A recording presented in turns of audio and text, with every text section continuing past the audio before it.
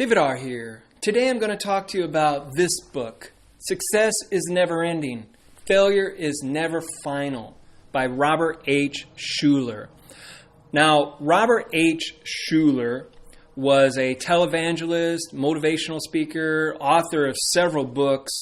He had a TV show called The Hour of Power, and I believe it aired Sunday mornings, something like that. I never watched it, but I do know what the show was. It was just the pastor preaching from this Crystal Cathedral in California.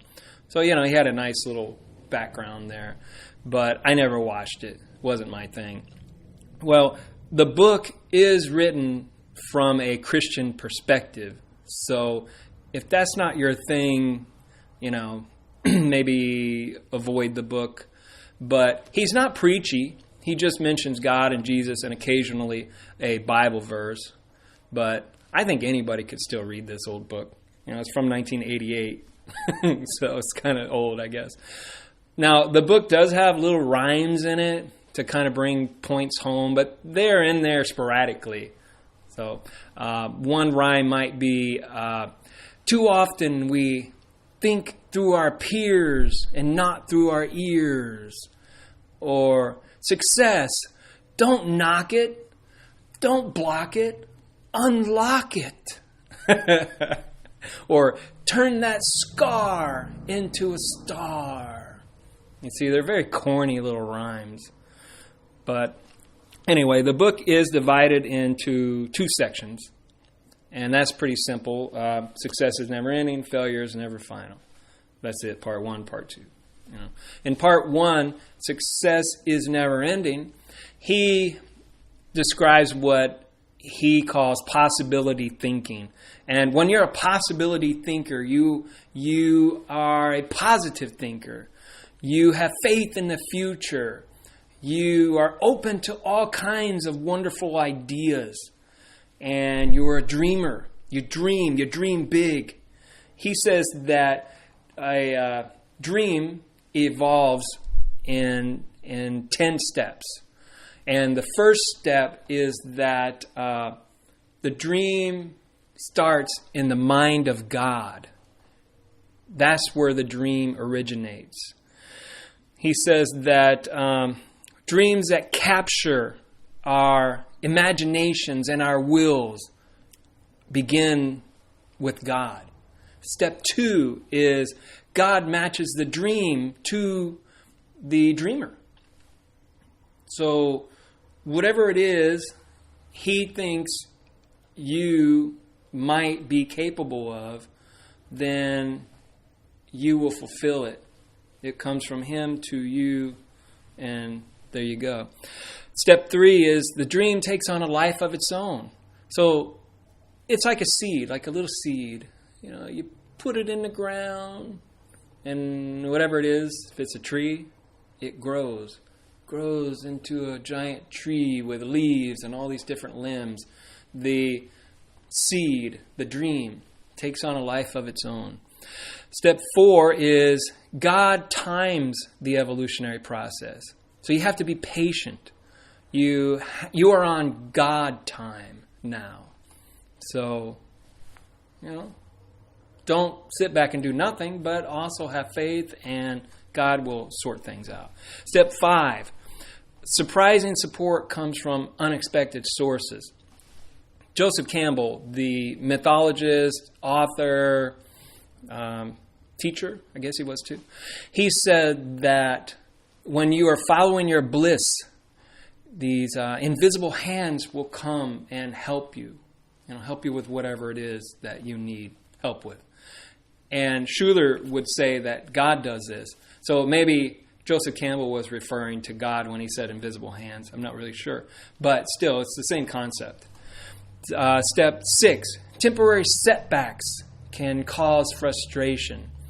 So, you're going along, doing great, but then a roadblock. What do? You just have to, weather the storm, let's say. It kind of reminds me of movies where the hero is down and out, looks like he's defeated, but then comes up with a plan defeats the bad guy. End of story. You see? All right, step 7. The dream comes true. The dream is realized. He says that you've arrived. You faced the challenge head on and succeeded. Now step 8. The dreamer has been shaped by the dream. 7 and 8 obviously are related. The dreamer is more confident, has more strength, more faith. Step 9 is the dream keeps growing. You know, like he says here, success is never ending. The dream expands. It grows. But step 10, the dreamer enters the danger zone. And this is where the dreamer might sit back and say, well, I did it all. I accomplished my dream. I don't have any more to do. Well, wrong. The dreamer has to keep dreaming. Competitors are watching. You know, there's even jealous people watching. You have to keep dreaming. You have to keep moving forward. And if you like, you could, let somebody else handle this project, move on to something else. You see? But you have to maintain that enthusiasm. And Schuller says that enthusiasm is what takes a down-and-out person and lifts them up. It takes the ordinary person, makes them extraordinary. It, does great things to people. So you need that enthusiasm. It also takes a person from being a possibility thinker to a possibility speaker. You know, like you will say, I will, I am, I can solve this problem. I can do it. You see? But in the second part of this book, failure is never final. Well, there might be a setback. Okay?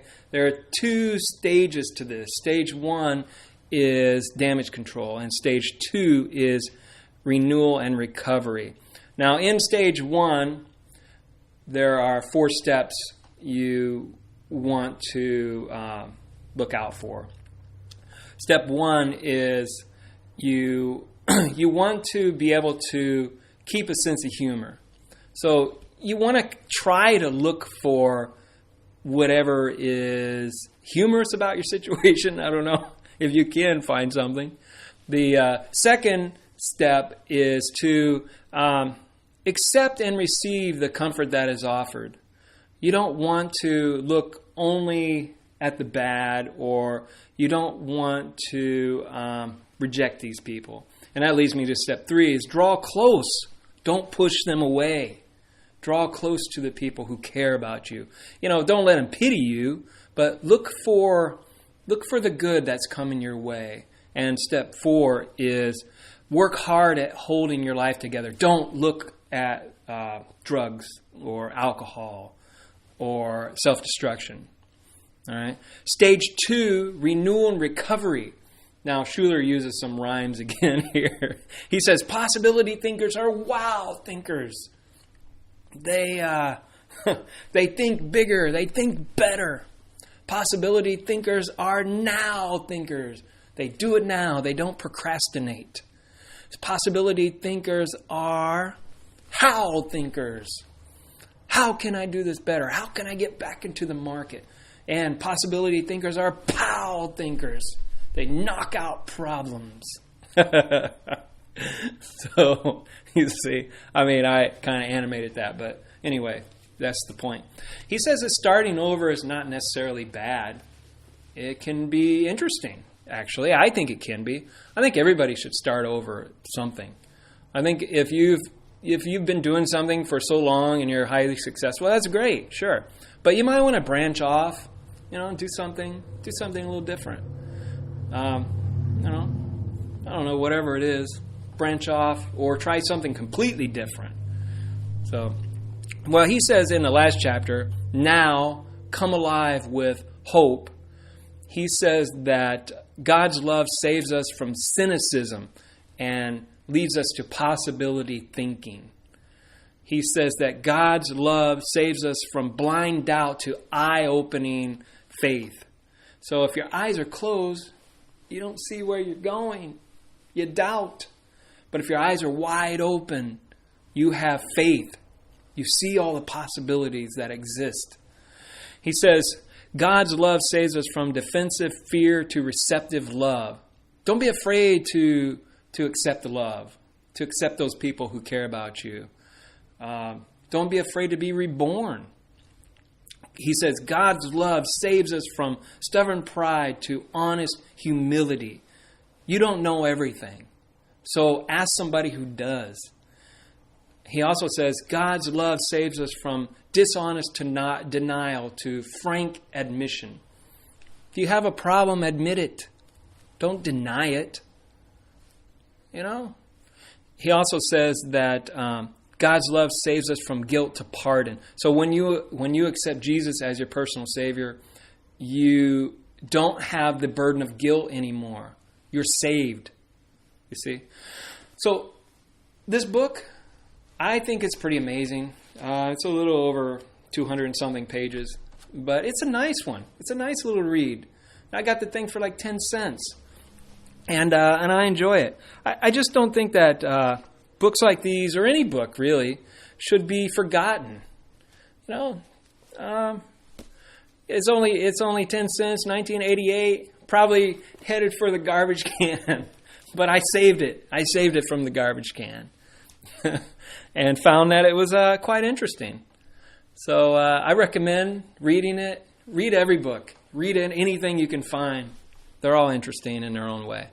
Well, anyway, talk to you later. Bye.